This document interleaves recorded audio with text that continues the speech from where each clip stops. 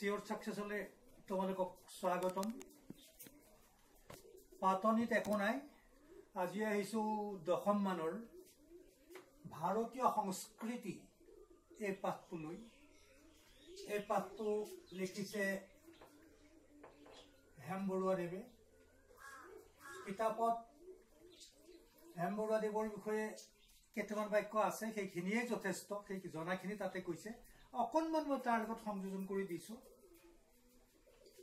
তেখেতে বৰ ধুনীয়া সুখপাঠ্য কিছু ভ্ৰমণ কাহিনী লিখিছে মেকং নৈ দেখিলো ৰঙা কৰবীৰ ফুল ইজৰাইল ইয়াত নাম আছেই সাগৰ দেখিছা ইত্যাদি ইত্যাদি ভ্ৰমণ কাহিনীবিলাক বৰ ধুনীয়া বৰ সুন্দৰ পঢ়িবলগীয়া তাৰ উপৰিও আধুনিক কবিতাৰ পথ প্ৰদৰ্শক বুলি কৈছে এম বৰুৱাদেৱৰ মমতাৰ চিঠি তোমালোকে বহুতে হয়তো পঢ়িছা বহুতে শুনিছা जितु कवितार ऊपर এটা ভ্ৰাম্যমান গোষ্ঠীয়ে এখন নাটকও কৰিছে মমতাৰ চিঠি বৰ সুন্দৰ কবিতা দুফাকমান মাটি দিবলৈ পালে ভাল পালো হেতেন কিন্তু আজি হেতুলে এতিয়া নাযাও তাৰপৰ তেখেতে বিশেষ এটা কথা মই ক'ব বিচাৰিছো এখন কিতাপ তৎ সময়ৰ ৰাষ্ট্ৰপতিক উপহাৰ দিবলৈ হেম বৰুৱা দেৱে লৈ গৈছিলে সেই ৰাষ্ট্ৰপতিজনে এটা কথা কৈছিলে যে বৰুৱা সব শেষ হৈ যাব কিন্তু এই যে আমি লিখো লিখাৰ মাজত ৰচনাৰ মাজত আমি জিয়াই থাকিম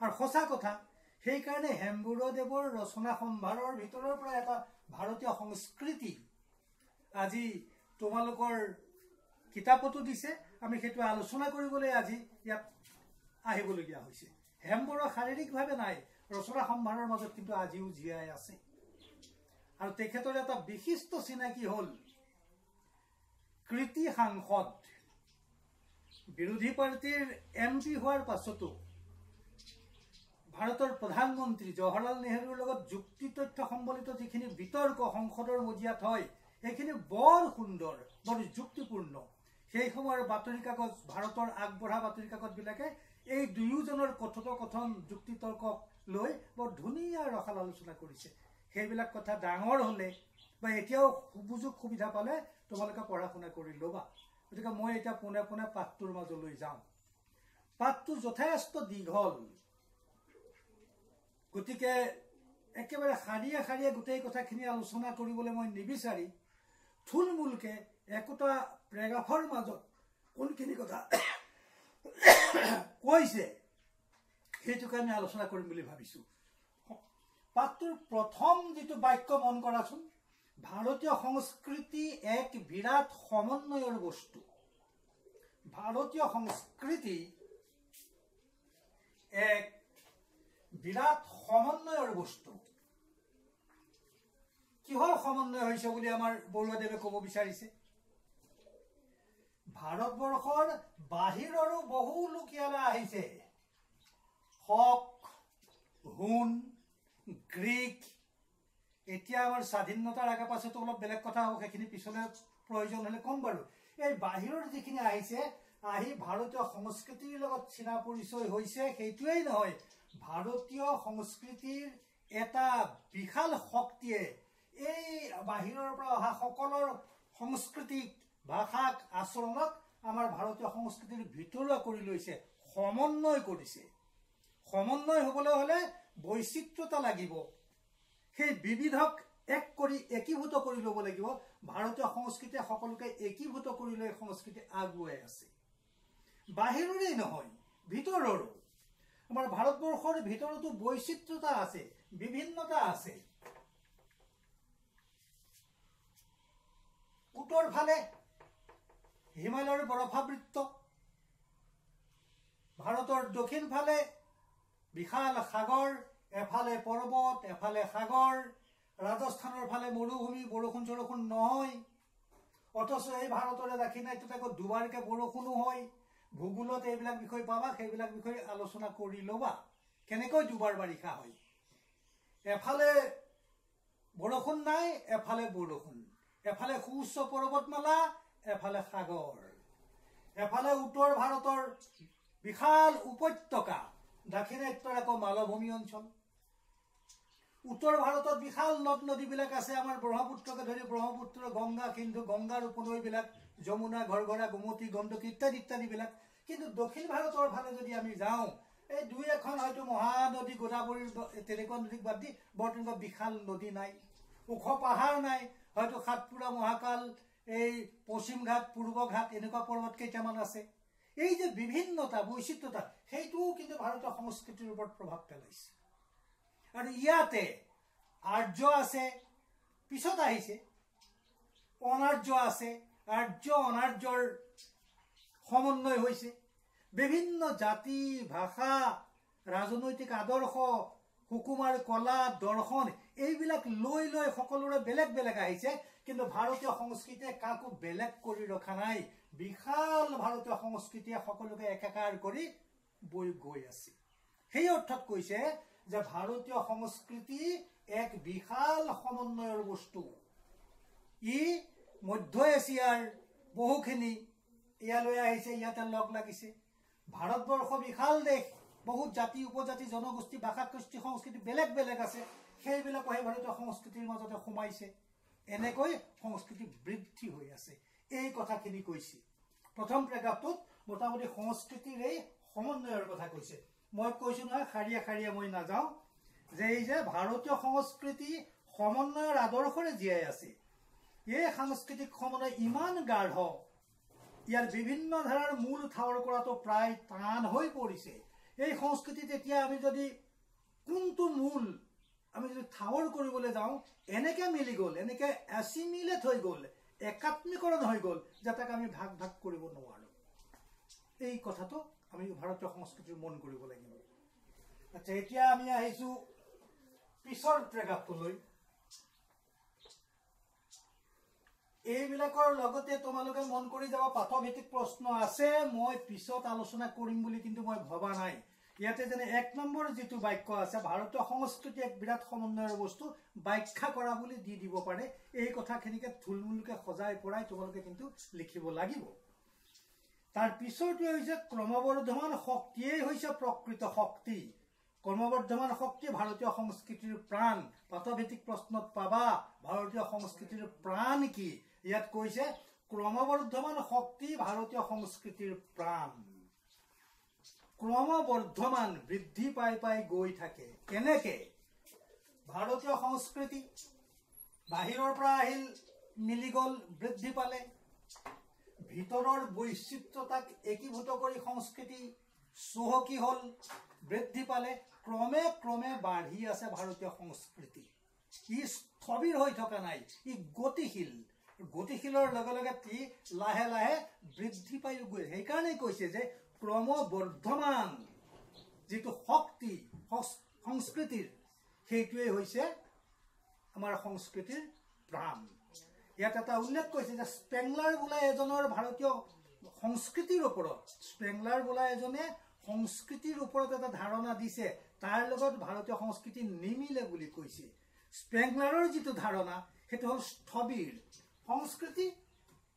সংস্কৃতি সেইখিনিকে লৈ পেলাই তেওঁলোক চলি আছে, বিকাশ হৈছে, সেইখিনিকে লৈ চলি আছে। কিন্তু আমাৰ ভাৰতীয় সংস্কৃতিৰ নিচিনাকে জান, জুৰি, নদী, উপনদী মিলি পেলাই বিশাল বহল হৈ ফেনে ফটকাৰে উপচি নাযায়। কিন্তু আমাৰ উপচনি আছে, আমাৰ বৃদ্ধি আছে, আমি গতিশীল, আমাৰ জীৱন আছে। সংস্কৃতিৰ, ভাৰতীয় সংস্কৃতিৰ জীৱন প্ৰবাহ আছে। এই কথাটো ক'বলৈ গৈছে।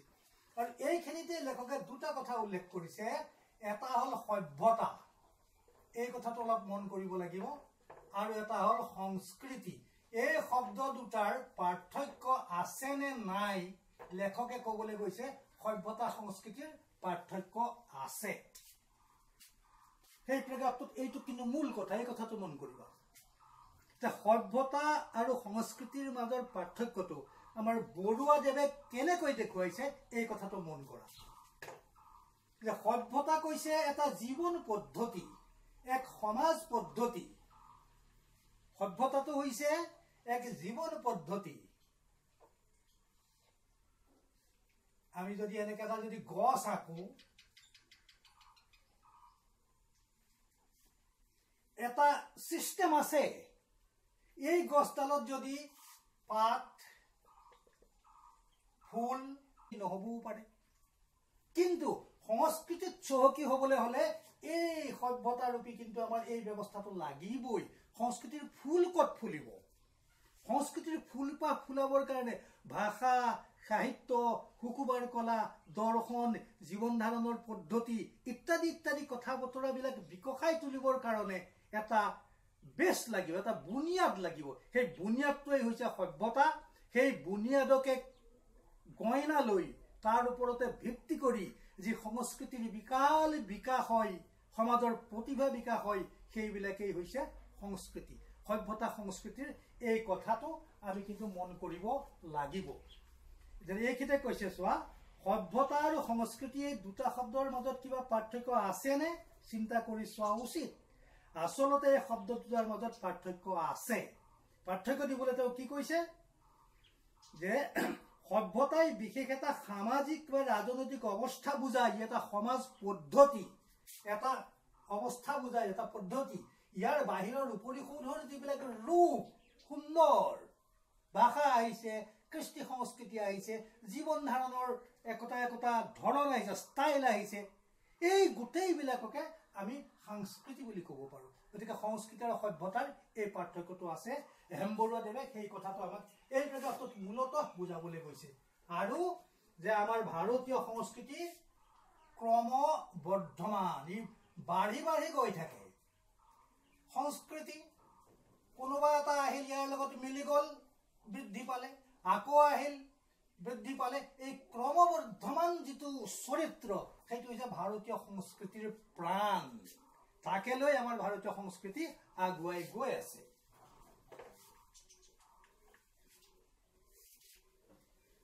তাৰ পিছৰটোলৈ আহিছো। মই কৈছো যে গোটেই কথাখিনি মই তেনেকৈ আলোচনা নকৰোঁ। মূল কথাখিনি, পাঠৰ লগত জড়িত কথাখিনি মই আলোচনা কৰিম। সংস্কৃতিৰ অবিচ্ছিন্ন ধাৰাই হৈছে ভাৰতীয় জীৱনৰ মূল সম্পদ।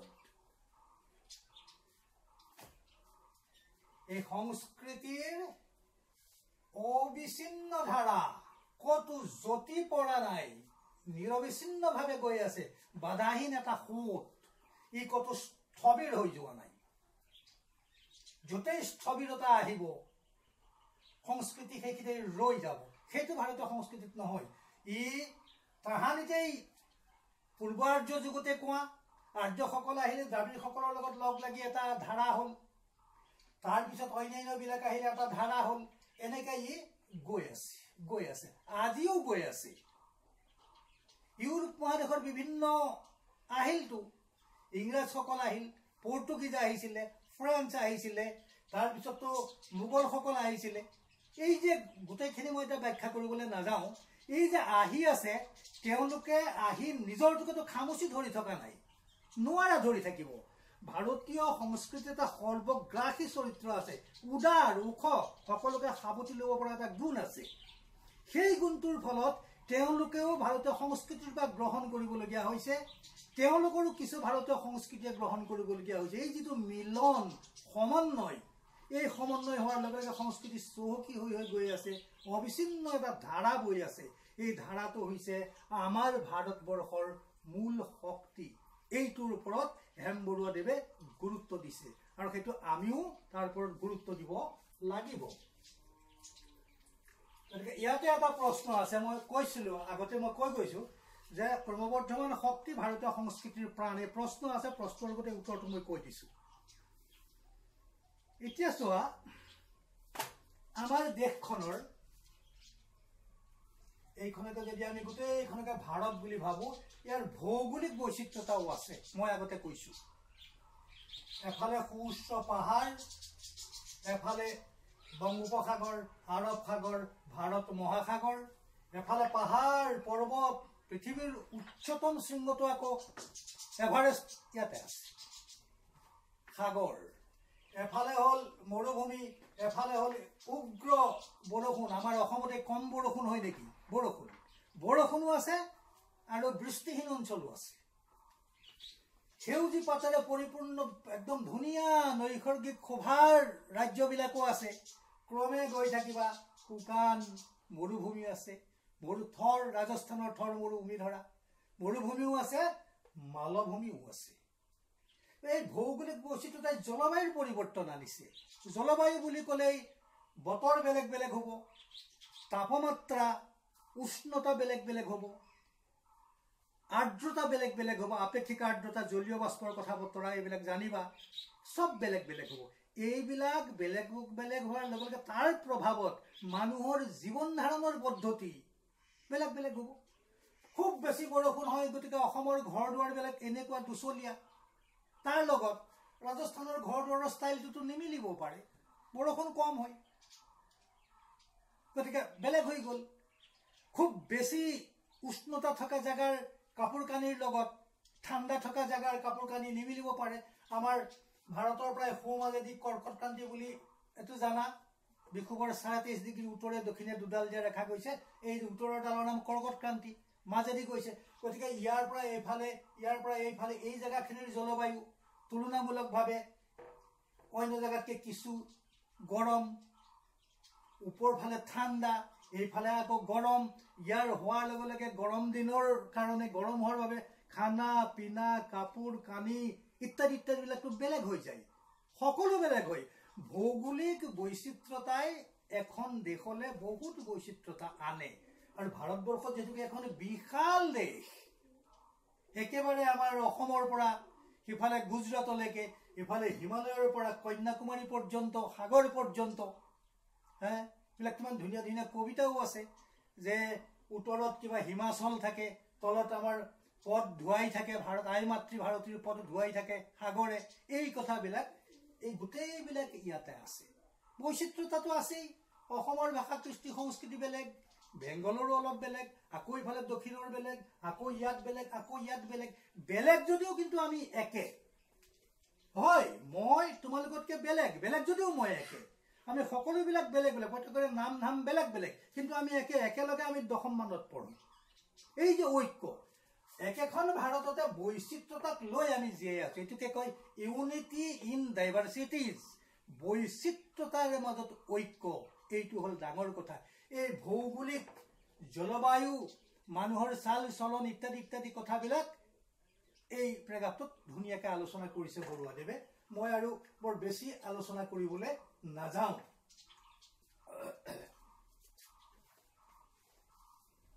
এই যে জলবায়ুৰ পাৰ্থক্য, জীৱনৰ গতিধাৰাৰ বৈচিত্ৰ্য ইত্যাদিৰ সৃষ্টিয়েই ভাৰতীয় জীৱন।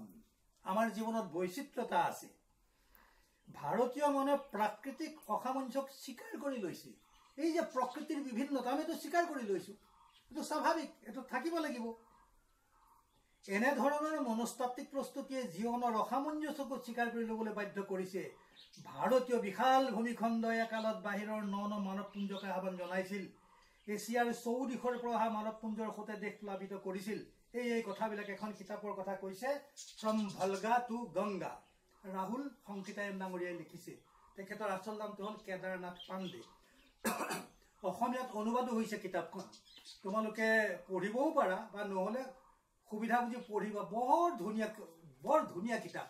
কেনেকৈ মানৱৰ প্ৰবজন হয়, এই বিশেষকৈ দক্ষিণ এছিয়াৰ পৰা আমাৰ ভাৰতবৰ্ষলৈকে কেনেকৈ মানুহৰ সোঁত বৈছিলে, ফ্ৰম ভলগা নদীৰ পৰা গংগালৈ, বৰ ধুনীয়াকৈ আছে।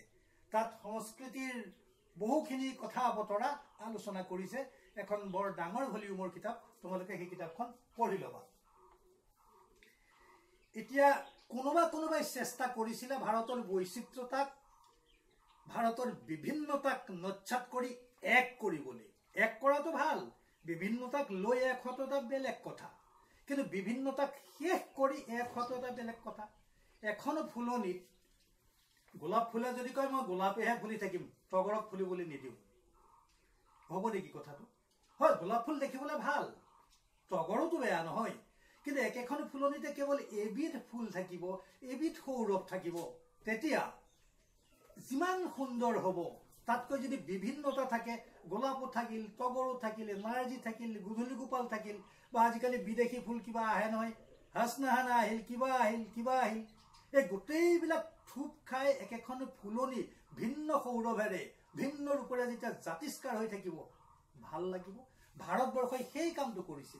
এতিয়া ইয়াতে শেষৰ ফালে যে কৈছে যে গ্ৰীকসকলে পাঞ্জাৱ আৰু আফগানিস্তান একগোট কৰি থবলৈ চেষ্টা কৰিছিল, তেওঁলোকৰ এই চেষ্টা ব্যৰ্থ হৈছিল। এনেকৈ কেইবাটাও উদাহৰণ দিছে। সকলোকে শেষ কৰিয়ে খোৱাটো ভাৰতবৰ্ষৰ সংস্কৃতিয়ে মানি লোৱা নাই। সকলোকে সাবতি লৈ দুবাহু মেলি বিশ্বক আকোৱালি লোৱাৰ এই বিশাল প্ৰৱণতা লৈ ভাৰতীয় সংস্কৃতি আগুৱাই গৈছে।